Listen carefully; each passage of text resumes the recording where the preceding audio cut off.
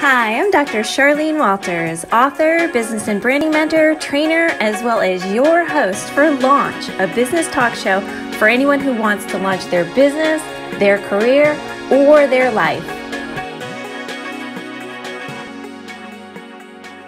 Hi everyone, welcome to Launch. My name is Charlene Walters and I'm your host, and today we have a really cool guest on. His name is Ryan Gresh. He's the founder and CEO of Feel Good Labs, and even better, he's a UConn graduate. Welcome to the show, Ryan. Thank you, Charlene. Great to be here.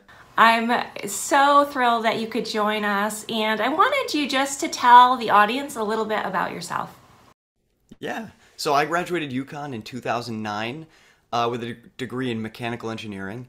I spent about a decade in the aerospace industry, and but my passions kind of aligned, and I ended up starting the Feel Good Lab with my father a few years back when I learned of some of the amazing work he was doing at our local community pharmacy. So he owns a pharmacy in Connecticut. My grandpa was a pharmacist, my brothers, my aunts and uncles, it was the family business. I was actually kind of the black sheep that went off into engineering. And he told a story about a product that he had developed that didn't have the prescription strength medicine in it. In fact, instead it had natural ingredients, and he was using it to treat chronic pain. And he had one instance where a customer called back in tears because it was the first thing that had ever worked in a decade for her. And so I kind of knew right then, I said, Dad, we got to take this to the world. We got to build something around this to get this outside of just our local community in Connecticut. And that was really how the Feel Good Lab was born. That is awesome. What do you feel is the best thing about working with your family, or the worst thing about working with your family? I mean, the best thing is that you know you have their support no matter what. Yes. The worst thing is that you know you have their support no matter what. Can go both ways, can it? Yeah, like, the backup plan, it's like, sometimes things need to be tough, and you need to have your back against a wall being an entrepreneur, and that's kind of what really forces the change and to evolve and get better. But at the end of the day, I wouldn't change any of this. That is great. And and the fact that you're giving back to people that are feeling that pain all the time, and that you're actually improving the quality of life, that's got to be really rewarding for you. It's my favorite part about this. In fact, I have some mentors.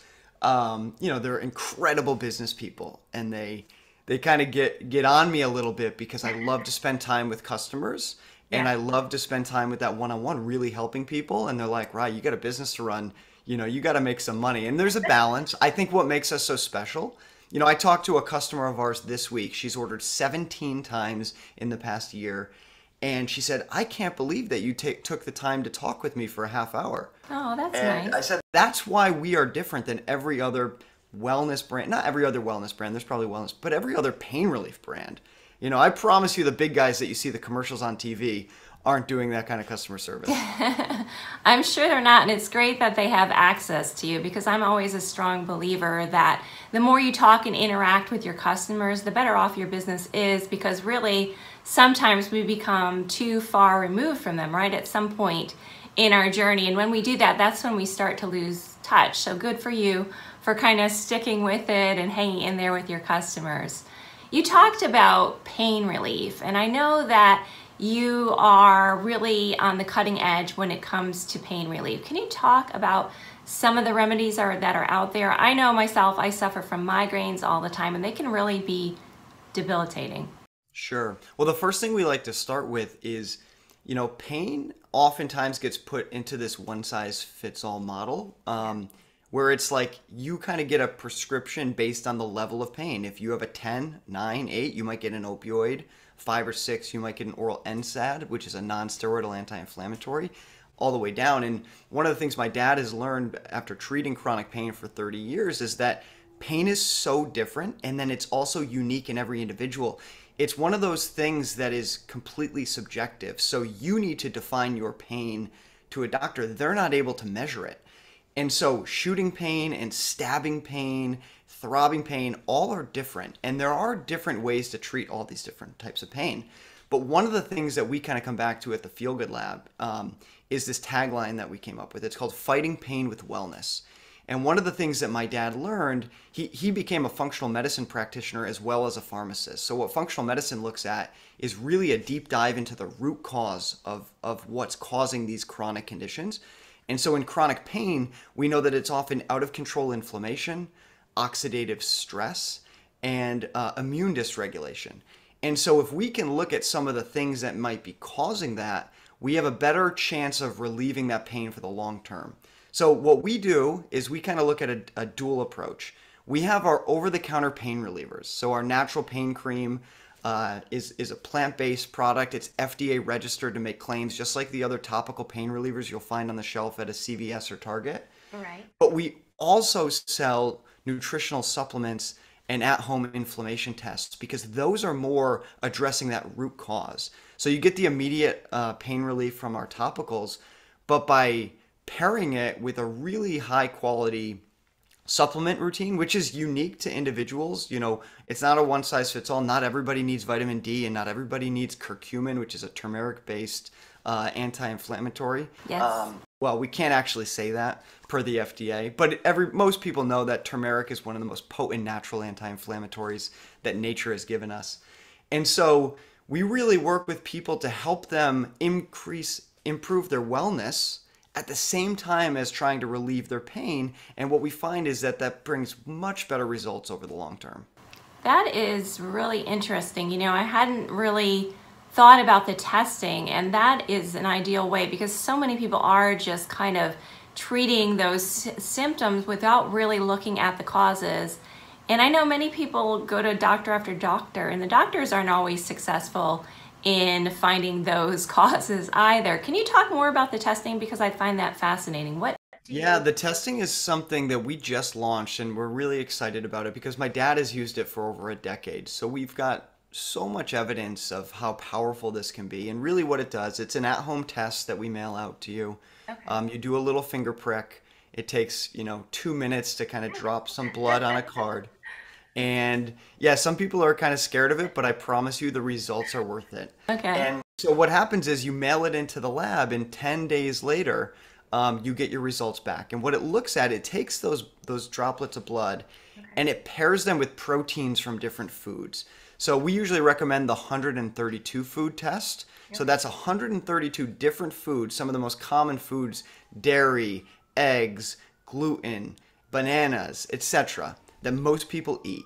And what it looks for is two things. An immune response, so basically the immune system saying, uh-oh, we've got something here that we don't know what to do with, right. But also what's called complement protein. And when both of those things are present, it means that the body is creating an inflammatory response. So that's what makes our test really special. It's figuring out which foods in your personal diet are causing inflammation. And then by being able to cut those foods out and reducing that, that inflammatory burden on the body, which, by the way, isn't just causing pain. Out of control inflammation is one of the root causes for almost all degenerative disease that we have in our society today. And we believe that it's our environment and our food that are two of the biggest culprits to why our inflammatory response is out of control. So by cutting back on the foods that are causing the most inflammation, a lot of people are able to see their symptoms completely resolve. And those symptoms can be GI issues, brain fog, sleep. I was thinking a little bit about it as you were talking, and I've so often heard people say that often the things that we're allergic to or that we have a bad response to are the things that we're actually craving sometimes or that we like it. Have you found that to be the case? Well, definitely. And I don't think it, to me, it's like sugar, gluten, dairy. People love this stuff, and It is addicting. I mean, sugar is very addicting.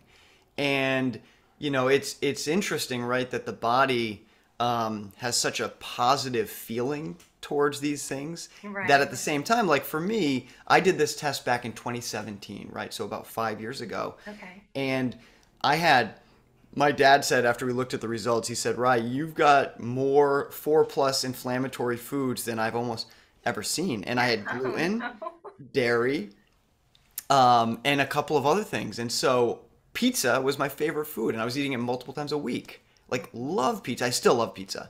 What I found is that there's dairy-free, gluten-free options. Okay. They're hard to find that taste good, but I found a couple of them. but I would feel so sick after eating pizza, and I would still do it. And what I found is, I mean, there were other things that I cut out too, right? But I just cleaned up my diet, and I went from pretty much feeling sick every day. But when you feel sick every day, you don't know you feel sick. Really true. Really true. And have you felt just amazingly better and have more energy, and you probably are working out more and all those good things? 1,000,000%. The other thing that I did, which isn't right for everybody, but for me it was right, which is intermittent fasting. So because I'm so sensitive to foods, I just have a really sensitive stomach. And by eating less and eating healthier, it allows me to feel so much better. Like I typically don't eat until dinner time. I skip breakfast and lunch. And my energy throughout the day is so much higher than it used to be when I would eat breakfast and lunch. Interesting. I don't know if I could make it that long. Yeah, a lot of, and I do believe in, and my dad's the expert in this, but men and women are different from a metabolism standpoint, and so he typically recommends for women that they actually eat more often throughout the day in smaller chunks. Yeah, that's kind of what I do. I have friends who are skipping meals and that kind of thing, but I find I'm better energy-wise if I kind of keep it going. So I'm on the right track, I guess. Yeah, but I would say everybody's unique. I've also heard people, that just cut themselves off at a certain point in the evening, like say it's 7 p.m. or something, and they just don't eat until the next morning. And I think that kind of works well too, just having that schedule and not kind of indulging in those late night cravings, I guess. Definitely. I was poking through your blog and I saw an article on the benefits of vitamin D in relation to mindset. Can you elaborate a little more on that? Yeah, so, and again, I'm an engineer, but I hear my dad all the time, and so I take a lot of his knowledge and I try to be the spokesperson for the Feel Good Lab. But, vitamin D is his favorite supplement, his favorite vitamin. And the reason is it's, when you look into how many processes in the body vitamin D supports, it's like you could never memorize or name them all. It's almost like one of those vitamins that is a precursor to support just our healthy function. And one of the problems is, there's two problems. One is we don't typically get enough vitamin D. You usually get it from the sun. Right. But if you live in the Northeast, you're absolutely not getting enough vitamin D in the winter, in the fall, and probably even the spring, and barely in the summer. And then if you use sunscreen, that's going to be a detriment to it as well. And so it's really important to supplement with vitamin D because we don't really get it from our foods. So the other piece is, and with our vitamin D, we add K1 and K2. Okay. And those are really important because they allow the vitamin D to get absorbed in the right places. So if you took a lot of vitamin D, but you didn't have the K1 and the K2, the vitamin D is actually not going to go to the right places for it to get absorbed properly and be able to be used by the body. That is really important, and it's something to consider because I know for myself, I'm always trying to stay out of the sun, just kind of protecting my skin, lathering on that 100 sunblock. So if we're not getting it, walking outside or doing the different activities we do, we've got to kind of supplement that otherwise. So that's really great to know. The last thing I'll say on vitamin D is, for the last 2-3 years with COVID, it's crazy how I don't even remember how long it's been because time has been put into still this, sort of there, right? compressed time loop. But the immune system is so important to have proper vitamin D. And there's a lot of studies out there that show vitamin D levels correlated to not just COVID, but other sicknesses. And so it's just one of those vitamins that's really important for your immune system, but also other processes in the body. Very interesting. Yeah, I think, you talked a little bit before about turmeric too, which I think is great, and I take that every day. What are some of the major benefits of taking turmeric? Yeah, it's known as an amazingly potent anti-inflammatory. And actually, there's one special compound in it called curcumin. There's a bunch of curcuminoids. So there's, I think, 5 different curcuminoids, but don't quote me on that because I don't think that's exactly right. But the curcuminoids are the portion of the turmeric root that really give you that anti-inflammatory. There are other benefits to it as well. It's one of those special spices from India that's just so good for you. I even use, I supplement with it, but we also have been adding it to the food that we cook too because it's really tasty and it just gives you that bonus nutritional value in the foods that we eat.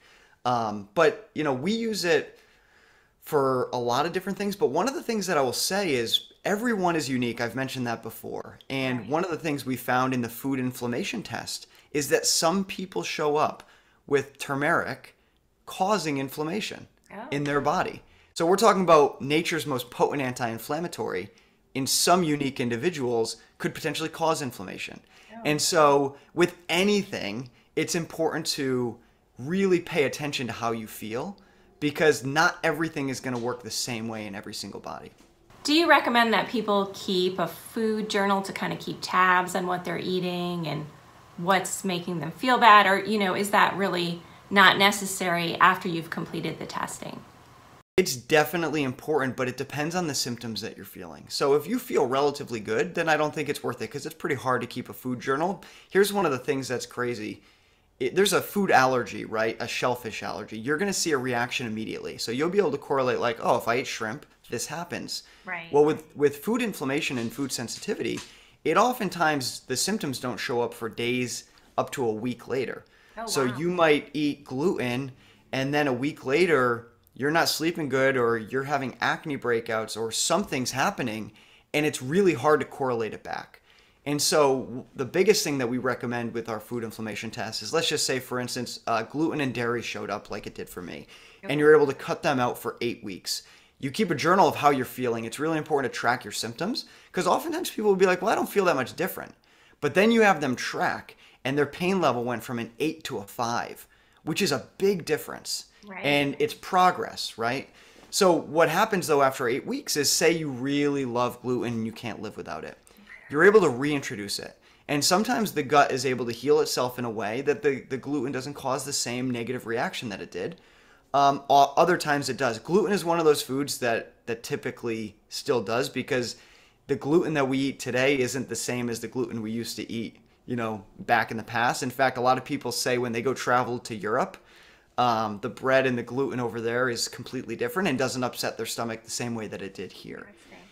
But what we recommend is you really keep track. So you make that one change, you reintroduce gluten, and then it is important to keep that food diary, but more important is a symptom tracker diary, right?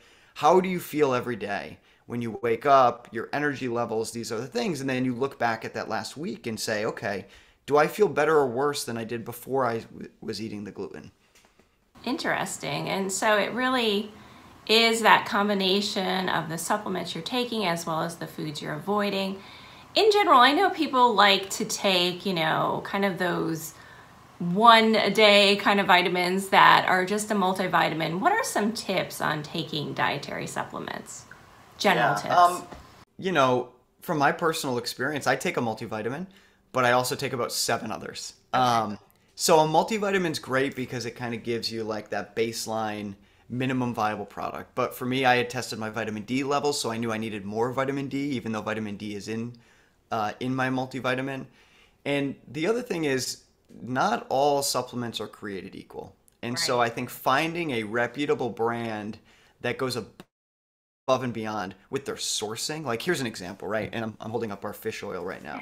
Fish oil, I mean, the difference between a really high quality fish oil and a really low quality fish oil can be game changing.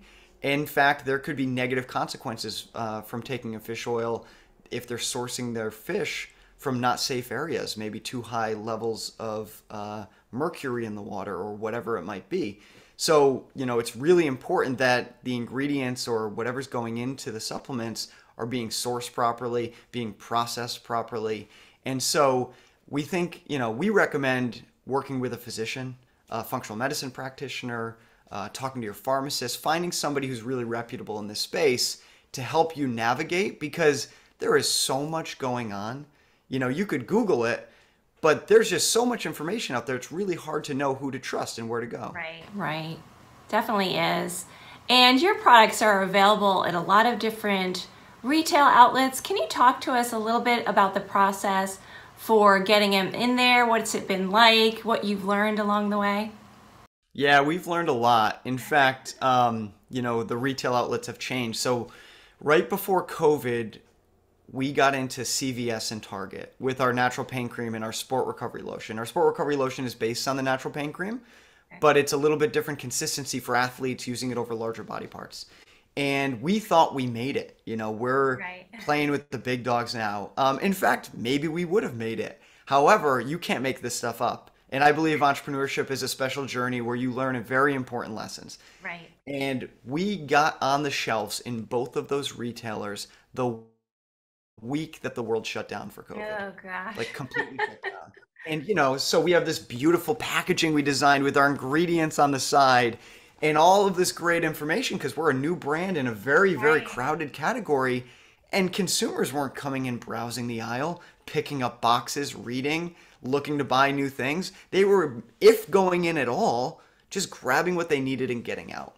And so one of the mistakes that we made was thinking that just being on shelf was enough. You need to have a sophisticated marketing strategy and Yes. a massive marketing budget to drive sales in retail.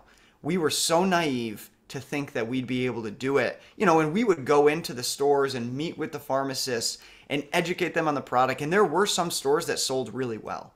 And then the other lesson that we learned is that we launched for retail at too high of a price point and too large of a container. So at retail, price is like the number one thing. I would sit in the aisle, you know, with my mask on over the top of the other aisle, looking at people engaging with our product. And many, many consumers would say the price out loud. Oh. That was the first thing they would say. There wouldn't even be anybody around them and they would say the price out loud. And so what we did to fix that is we've now launched a smaller size of our natural pain cream that's under $20. Okay, good. And it's in line with the sizes of the products that are in the aisle. You know, we should have looked at them first. We were thinking to ourselves, oh, we're better. We're giving the consumer better value and a bigger size to last them 30 days because they're going to love the product. In reality, the consumer wants a smaller size so they can try it. And that under $20 price point is kind of the trigger for them to say, you know what, this is worth it for me to try. Definitely. I've done a lot of research on price, and it is the biggest factor, you know, so the others become much more little in comparison. So always important. So good for you for making that adjustment. I'm sorry that you had to learn it at the start of the pandemic, but you learned it nonetheless, which is the important thing. Yep. So I would like to switch it up a little. I have a fun game I like to play. It's called If You Tell Me Yours, I'll Tell You Mine. So would you like to play, Ryan? Let's do it. Okay, first question. What makes you laugh the most? My dog, who's Your sitting dog. behind me right now. You probably see him. Yes. That is so cool. I would say I laugh the most at myself or my kids. I'm always laughing at the things I do. I think it's important to be able to laugh at yourself in life for sure. 100%. If you take yourself too seriously, it's not going to work out well. Absolutely. Okay, second question. Would you rather ride a bike, a horse, or drive a car? Oh, I'm a huge car fan if you can't see from all the pictures and posters around me. But at the same time, like there's something special about riding a bike and you know, enjoying the fresh air. But I've got to say cars. Yeah, I'm the same. Car, definitely. I want to get there quick, but I can take a kayak every now and again. That's just as good. Next question, and we kind of talked about this. I might know the answer already, but if you could eat any meal for a year and that's your only meal, what would it be? There's a special roll at our favorite sushi place that is just so good. It's got That shrimp and mango, and the funny thing is, I never liked sushi or mango until I met my wife, and that's her favorite food. And so I've slowly adopted from like California rolls to then like cooked rolls to now sushi being my favorite food. Yeah, I actually would say the same thing. I would choose salmon. I love salmon sushi, but I also like spider rolls. If you've never had those, are really great Oh too. yeah. I love spider rolls. They would be great.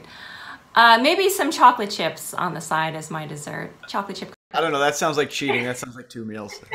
Maybe. I'm cheating here. Well, okay, next question. What's your favorite zoo animal? Oh, cheetah, hands down. Cheetah, that's interesting. Why do you like the cheetah? I really don't know, but I just can't wait to go to Africa one day and see them in the wild. There's just something about them. They're so majestic, they're so fast, but they kind of look cute and cuddly, even though, like, I'm sure you can't do that with them, but I agree. So many of those zoo animals do look so cute. You just want to give them a hug, but definitely they're a lot more ferocious than they look. I kind of like seals, you know, they're just fun to watch. They jump in the water, they jump out, they kind of move around. So that would be my favorite. At some zoos, they have seals, of course. Some they don't. Okay, so we're coming towards the end here, Ryan, and it's been a blast. Where can the audience find out more about you? Yeah, so thefeelgoodlab.com is our website, but I'm happy to talk to anybody. So my email is Ryan, R-Y-A-N, at thefeelgoodlab.com. And, you know, our Instagram handles are all The Feel Good Lab. My personal one is Gresh Air. And I'm just happy to work with people, whether it's learning about entrepreneurship, learning about our products, whatever they might be dealing with. I just love connecting with other like-minded people. So feel free to reach out to us. Very cool, and I hope that everybody will check out your website and learn more about all this information. I know I've learned a lot today, and I think you're doing a great thing in the world and really helping people, and I'm looking forward to watching your journey and watching you progress. So good luck. Please check out Ryan, and until next time, we will see you again on launch.